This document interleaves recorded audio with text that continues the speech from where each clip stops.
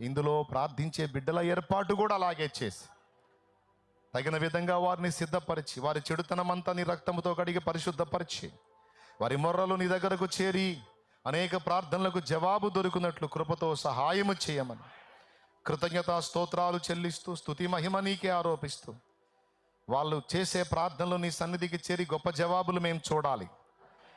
ఆ ఏర్పాట్లో ఉన్న వారిని కూడా అభిషేకించమని, ప్రార్థన అనేది ఇక బ్రేక్ అవ్వకుండా బలిపీఠం మీద అగ్ని నిత్యము మండుచుండవలెను, అది ఆరిపోకూడదు అని వాక్యంలో చెప్పిన ప్రకారం ఆరని విజ్ఞాపన ధ్వని నాయన ఎప్పుడూ ఇక్కడ ఉండేటట్లు మీరు కృప చూపమని, ఈ ప్రాంగణమును తండ్రి యొక్కయు కుమారుని యొక్కయు పరిశుద్ధాత్మ యొక్కయు త్రియేక దేవుని ఏకనామమైన యేసు క్రీస్తు నామములో ప్రార్థనా సేవ కొరకు ప్రతిష్ఠించి